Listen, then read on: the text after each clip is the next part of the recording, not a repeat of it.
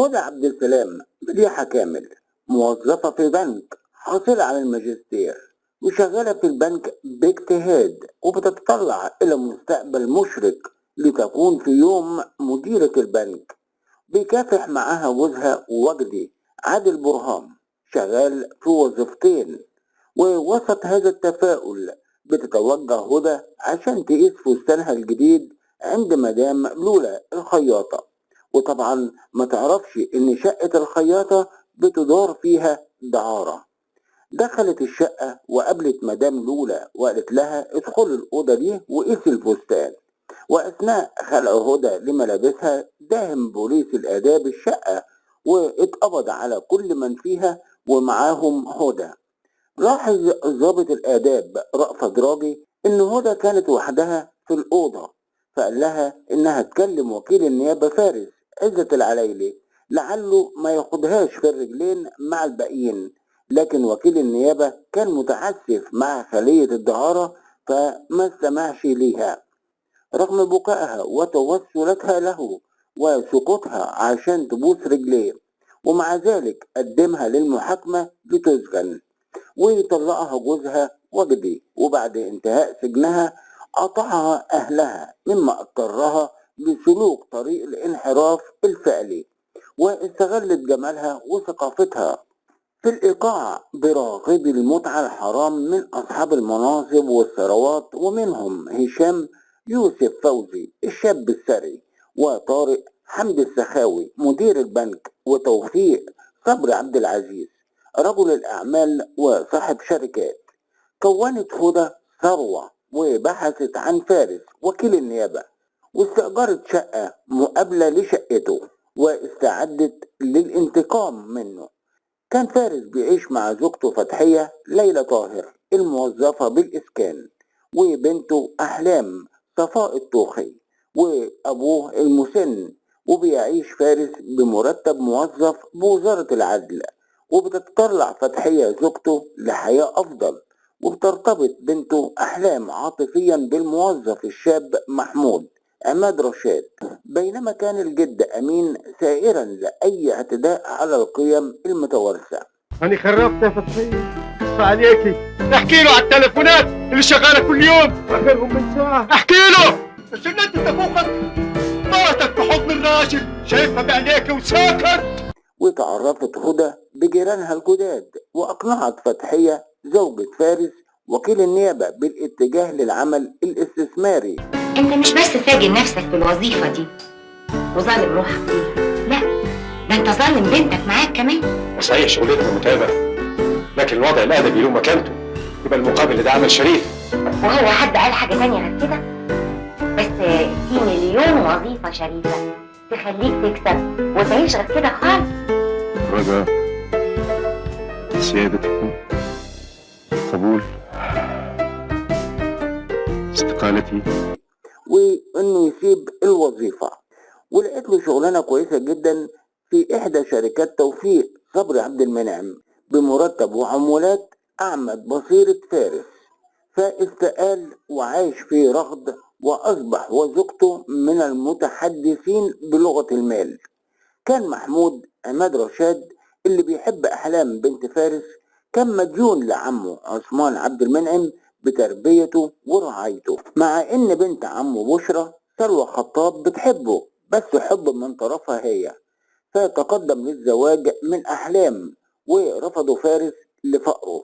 وانا يعني كنت بعلمها عشان يجي واحد يبص لمهنيتها ونكافح معاه من اول قول ايه انا شايف لسه فرصه ثانيه ان شاء الله. وتمكنت هدى من انها تضحك على عقل احلام وتوديها لحفلات بتقيمها بعزب اصحابها. ووضعت في طريقها هشام الشاب الغني اللي اغواها بشرب الخمر ووعدها بانه يرفع حبيبها محمود ماديا ليكون كفء في التقدم لابوها مرة تانية ويقدر يتجوزها. ممكن اساعده لو عاوز. صحيح طبعا عايزة. وفي عز سكر احلام خدها هشام بيته وتمكن من فض بقرتها واخدها لدكتور عشان يعيد ما افسده مع احلام. وتغيرت سلوكيات فارس وزوجته فتحية وأقاموا الحفلات بمنزلهم وشربوا الخمر. وتتطلع فارس للسفر للخارج، فطلبت هدى من توفيق صبري عبد المنعم رجل الأعمال وصاحب الشركات إنه يستغله في تهريب الماس. هو ده اللي ينفذ العملية اللي كنت قلت لك عليها. بس انت مطمنه له يا ده؟ 24 قرار. فلما عمل كده أبلغت هدى البوليس، فقبض على فارس بالمطار وضاع مستقبله. لجأت أحلام بنت فارس لهدى مديحة كامل عشان تشكيلها اللي حصل من هشام، وسمع بالصدفة محمود حبيبها الفقير اللي قالته لهدى، فضرب أحلام وهدى. هشام يا هدى، هشام كل اللي عمله انه وداني الدكتور. ما تتصوريش كان منظري فيه قدام الممرضات. عملية ايه؟ هعمل عملية توجيه يا هدى. انا خلاص مش عايزة اعيش، عايزة اموت حالا. مستحيل مستحيل. انت السبب في ده كله، انت السبب.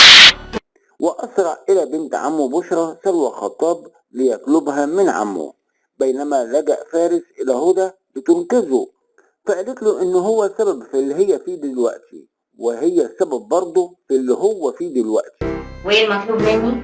انا في حربك، انا لو ضعت تبقى ضاعت بنتي ومراتي وابويا. ما يضيعوا، ما انا قدامك اهو زي الفل.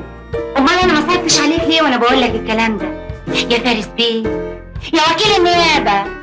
ده انا وطيت على رجلك بوستها، ده انا غسلت جزمتك بدموع عينيا، وانا عمال اصرخ فيك واقول لك ارحمني ارحمني، انا بريئه، انا مظلومه، ده انا ست متجوزه، انا ما اعرفش ان انا خياطه بتأجر شقتها للدعاره. قلت لك ان انا كنت مجرد زبونه عندها، اتهمتني بالكذب وبالدعاره. انا بقول الحقيقة. ابوس رجلك تصدقني، انا اللي جيت الشقه دي مخصوص علشان احطمك وادمرك زي ما دمرتني. انا اللي بلغت عنك البوليس باسم فاعل خير، كنت مستعده ادفع عمري كله علشان اشوفك في الموقف اللي انت فيه دلوقتي. انا كنت قدام قضيه زي اي قضيه. مرة بالنار اللي انت حرقتني بيها. ولما عرف الجد باللي حصل لحفيدته أحلام وابنه فارس قتل هدى. اتهم وكيل النيابة إبراهيم سالم علي عزب محمود وفارس وفتحية وأحلام بقتل هدى، لكن تقدم الجد واعترف بأنه القاتل، ثم سقط مفارقا للحياة. لا تدمرني معك هو فيلم درامي مصري إنتاج 1986 من بطولة مديحة كامل وعزة العليلي وليلى طاهر وإيمان التوخي وعماد رشاد وسلوى خطاب. القصة لأحمد فريد محمود، والإخراج لمحمد عبد العزيز. يا ريت تزودوا الهمة شوية في تفاعلكم بالقناة وزيادة الإعجاب، لأنكم بصراحة مقصرين من ناحيتها شويتين. واللي لسه ما اشتركش بالقناة بنفكرك قبل أو بعد مشاهدتك للفيديو ما تنساش الاشتراك. واللي حابب ينتسب بالقناة موجودة في أسفل الفيديو، وبذكركم إنها ليها فوائد كتيرة بين القنوات وببعضها. استنونا في عرض جديد ومش بعيد لتسعد معانا بأحلى الأوقات. ودلوقتي أقول لكم إلى اللقاء.